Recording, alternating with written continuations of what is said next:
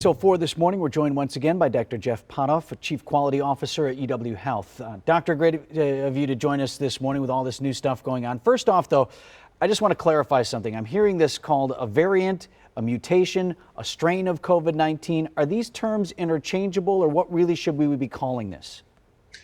Yeah, I think for the general public, they're interchangeable. When you get into the science of it, the difference between a variant and a mutation. A variant is a change in the amino acid sequence of the virus. That's pretty technical. A mutation is a change that then gives the virus some sort of advantage. So, this could be called a mutation, probably more accurately. But if you use the word variant, I don't think anyone's going to look at you cross-eyed. All right, well, let me use the word variant here then. So, Dr. Pothof, so this case that we know of in Eau Claire County is a single case, and it was flagged because this person had traveled internationally. What is the likelihood, in your opinion, that there actually are more cases here in Wisconsin, and the chances that we could be seeing other variants here in the state? I think it's very likely that there is more of the B117 variant in the state. These more capable of transmitting viruses do typically, with time, become the dominant strain.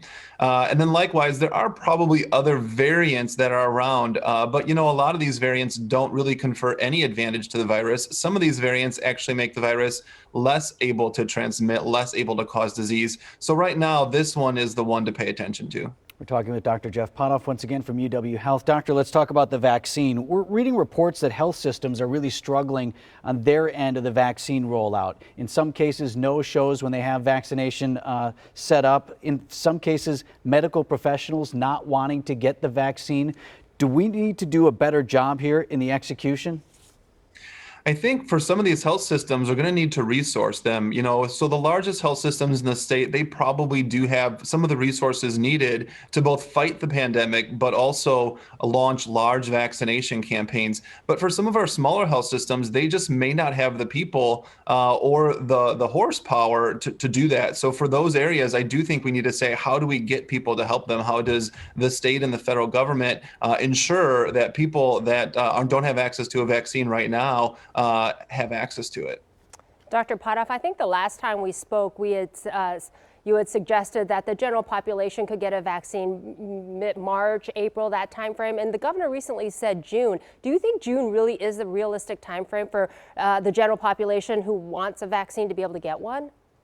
I think June is a very safe timeline. I know all of us that are working on the vaccine would love to prove the governor wrong on this one and get it out there a little bit sooner. With some of the delays, March is probably going to be a bit too early.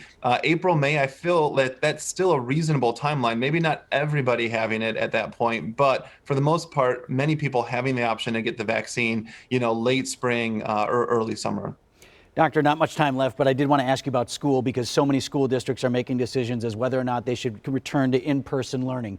Do you have concerns about K through high school in-person learning?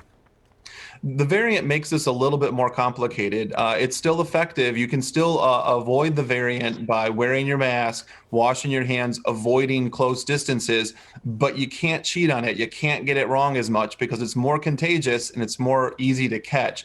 So that's one thing schools have to pay attention to are their plans. They'll still work, but you don't have any room for error at this point. Dr. Pothof with UW Health, thanks so much for your time and expertise as always, Doctor.